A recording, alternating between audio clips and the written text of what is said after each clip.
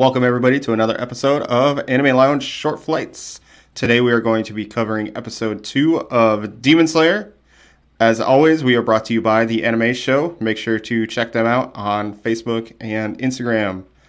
Lance, can you give us a quick synopsis of what happened in episode 2? Yep. In today's episode, we start off with the Mist Hashira still trying to get.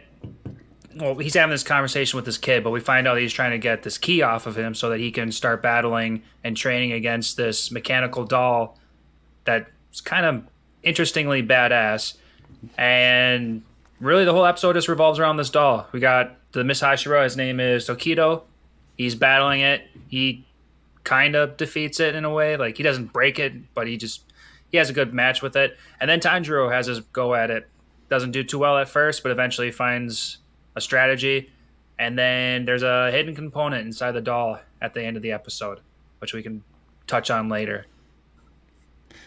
Yeah, it was another training episode. Not really concerned about that, only because this mechanical doll was really cool to watch. It was impossible to replicate a Hashira or a strong Demon Slayer's actual movement, so they gave it 6 arms.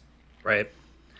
What was throwing me off about this mechanical doll is, like, I know Tanjiro. I know Demon Slayer is supposed to take place kind of in the past in a way, Yep. but like this doll is kind of mimicking super smart AI, like Yep. Android kind of things today. So it's a little bit of leap in logic for their time frame to have this kind of technology, but Yep. Yeah. I guess we'll just have to accept it. Yeah, but it was cool to watch just the doll itself, Yep. and you get to see how strong the Hashira is or are again, because Tanjiro struggled a lot trying to even practice against this thing, Even to and land a single blow on it. yep, Takedo was just. I wouldn't say it was no match for him, but it was almost like a sparring partner kind of thing where it was like, yeah, you're a little bit of a challenge, but you're not actually a challenge. Right. Yeah, it was fun for him, but it was an absolute challenge for Tanjiro. Yep. And it was really good.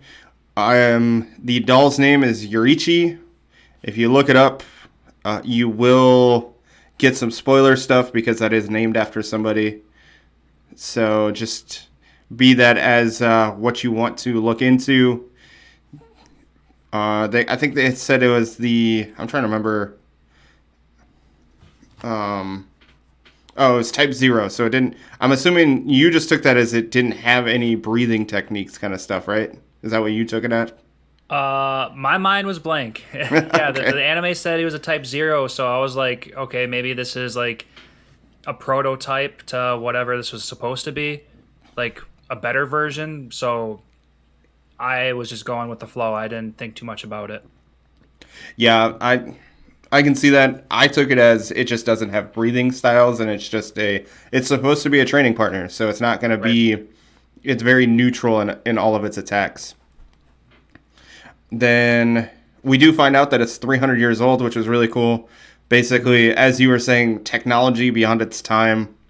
Yeah, especially if we're going even further back than what Tanjiro's time period is. Yep. And I guess we can kind of talk about the end parts, just the training. So Tanjiro couldn't eat or sleep every time he failed. Like, he'd just not eat or sleep that day. Yeah, right. You'd think that, of course, there can be one hand is going to be an extra motivating push to do better so that you can eat or sleep or drink water. But at the same time, the longer you go without it, the harder it's going to be. You're going to be just weaker and weaker. I guess now that I'm saying it that way, that's kind of what put him into that, like, that little dizzy spell where he was imagining himself crossing River Styx or whatever and falling in, and then seeing that glowing rock, which allowed him to awaken this new smelling ability. Yeah, that was per typical Tanjiro. It's like, oh, I can just smell where things are coming from.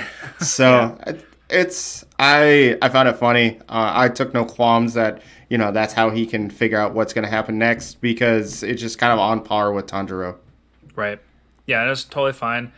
And we kind of needed this new explanation of why Hashira are still so far superior than Tanjiro is now. And now that we've got a little bit of an introduction into this new ability where he can see things faster somehow, like now he can predict where attacks are going to come from and whatnot. Yeah, he just kind of helps him in the battle. It'll be nice. I wonder if the Inosuke and Zenitsu will also get some sort of training methods to help them stay on par with Tanjiro, because that's kind of how it's been the entire seasons, is that Inosuke and Zenitsu aren't really far behind Tanjiro, which kind of makes it nice where, yes, Tanjiro is our main character, but he's not kind of turning into like Goku where he's just going to be stronger than everybody else through sheer will. Right. Yeah. So everyone usually stays around the same power level in Yep. Demon Slayer, so that's good. And yeah, it's then, so after Tanjiro finally gets a hit on this, this doll, you find out that there's a sword hidden inside of him, which is very convenient for Tanjiro. Yeah. Right. So my very first thought on this one was this is going to be that. Is this that weapon that the Love Hashira was talking about that's hidden somewhere in this area? That would make Oh, sense. I didn't even actually think about that. oh no. No, you got me on that one. I think so. I would bet you it's either the doll itself, and that's just a training method to get stronger, or it's this Narichin blade that is now going to be Tanjiro's, because I'm assuming whoever beats this doll is the rightful owner of this blade. Yeah. Right. And the Mist Hashira just didn't want to completely break it, so he had first dibs at this sword, and he just brushed it off. Sort of, yeah. He didn't complete his training because he didn't actually try and kill this the mechanical doll. So I wonder if that's what was needed, was to actually finish the training. Right. Yeah, I can Which, definitely see that being the case. yeah. The only other thing we find out is we get kind of an explanation on why Takedo is so strong. He's related to the sun, the like he's related to the sun. Breathers. Yeah, yes, That's thank it. you. Yeah, somehow he's got sun breathing inside of him. So that okay, well, with that being said, I can see the Miss Hashira being like his next teacher just because of that. I mean, Rengoku's out of the picture. His dad's not going to teach, and Rengoku's dad isn't going to be teaching Tanjiro.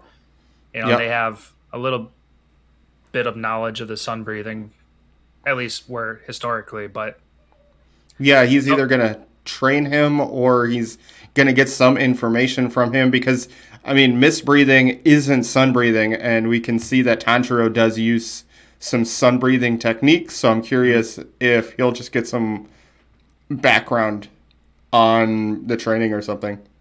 yep, at least something to give him an extra push into the next big battle that we'll eventually run into. Yeah, hopefully for episode 3, we'll kind of get a little bit of background. I know we're going to figure out what's going on with this sword in the next episode, and I can't wait to figure out why this has been stuck inside this doll for 300 plus years. Right. Yeah, I want to know about the sword, and I want to see if this is that secret weapon that the Love Hashira is talking about. So that's what I want to see. Yep, I can't wait.